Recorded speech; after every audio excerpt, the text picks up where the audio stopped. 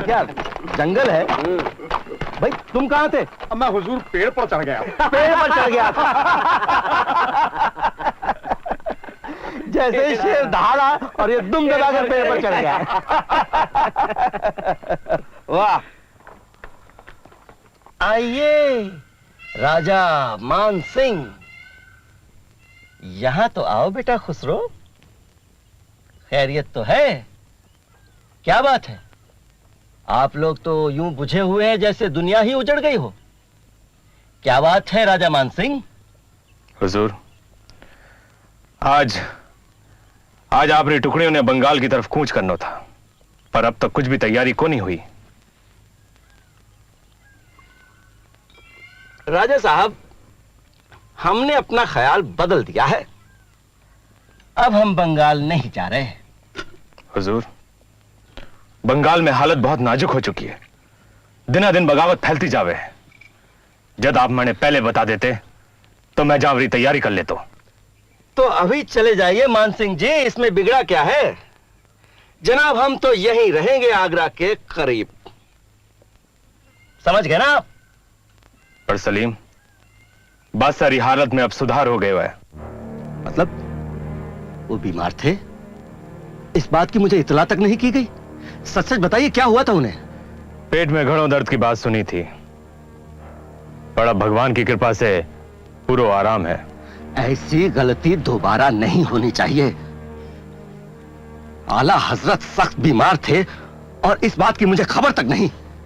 खुदा न करे उन्हें कुछ हो जाता तो। ऐसे में तो मेरा आगरा के आसपास रहना बहुत जरूरी है। न जाने उन्हें कब मेरी जरूरत पड़ जाए। हुजूर, मगर हमारा ख्याल तो यह है कि इस समय आप बंगाल में उठ रही बगावत ने जाके रोकें। इस उन चित्रों काफी शांति मिलेगी। राजा साहब, मैं कहां रहूं कहां नहीं, इसका फैसला आप मुझ पे छोड़ दें तो बेहतर। बंगाल में उठ रही बगावत ने रोकना है तो फौरन कूच की तैयारी कीजिए। साथ में मेरे बेटे खुसरो को भी ले जाइए। आपकी सोबत में बहुत कुछ सीखने को मिलेगा जनाब। पर शहजादा सलीम, शहजादा खुसरो ने तो मैं आगरा बादशाह सलामत रे पास भेजने की सोच रहा था।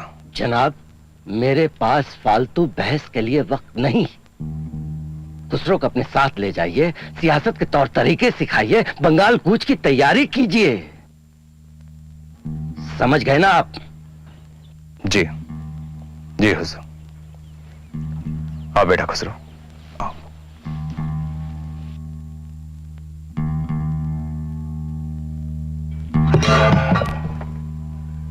एक और मौका गया हाथ से। अल्लाह बेग, तुम्हारे आदमी आगरा में क्या कर रहे थे?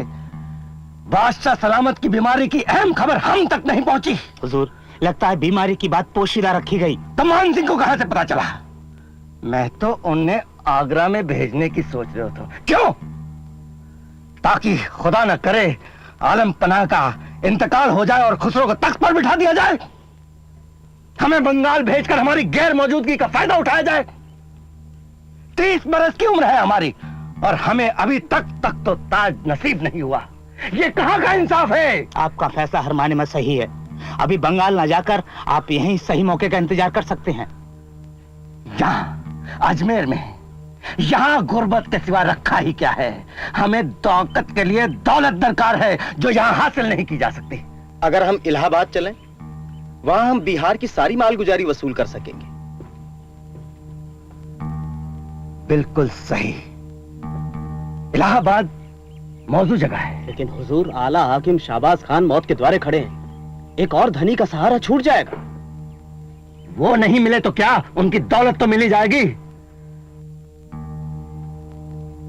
मान सिंह के जाने के बाद फौरन हम कूच करेंगे। असद बेग, दक्कन के क्या हाल हैं? हुजूर, फतेह पाने का सही वक्त आ चुका है। वहां के हुक्मरान आपसी झगड़ों में उलझे हैं। सल्तनतें कमजोर होती जा रही हैं। गद्दी के जानशी के लिए भी काफी झगड़े हैं। हुजूर, अहमदनगर में गद्दी के 4 दावेदार उठ खड़े हुए हैं। हाल फिलहाल चांद बीवी ने आपसी रंजिश पर काबू पा लिया है। मगर हुजूर, कब क्या हो जाए कुछ नहीं मालूम। अबुल फजल, तुम्हारी क्या राय है?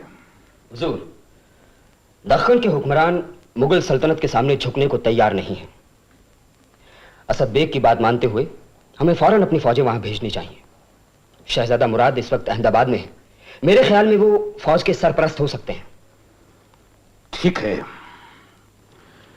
असद बेग, दक्कन में हमला सबसे पहले हमें अहमदनगर पर करना चाहिए। क्यों? जी हुजूर। शहजादा मुराद को पैगाम भिजवा दो। खाने खाना अब्दुल रहीम उनके संगे बाजू रहेंगे। जी।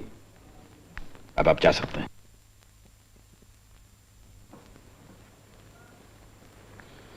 हुजूर, एक खास खबर और है। कहो। वो ये है कि शहजादा सलीम ने खत भेजकर पादरी जेवियर को अपने पास बुलवाया है। और हुजूर, वो खत इलाहाबाद से भेजा गया है। इलाहाबाद? जी हुजूर। सलीम इलाहाबाद में क्या कर रहा है? हमने उसे अजमेर में बने रहने के लिए कहा था। ये हुक्मदुली क्यों? हुजूर, आपकी वालिदा मोहतरमा मरियम जनानी आगरे से 8 कोस दूर उनसे मुलाकात करने गई थी। वो ज्यादा बता सकती है। सलीम! मगर हुजूर, मेरी राय में शहजादा सलीम के साथ ज्यादा नरम दिली ठीक ना होगी।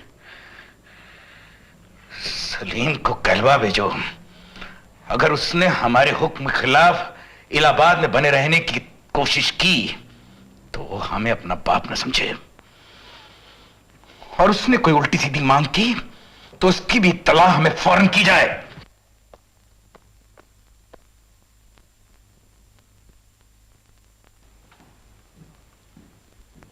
हुजूर, आला हजरत तशरीफ ला रहे हैं।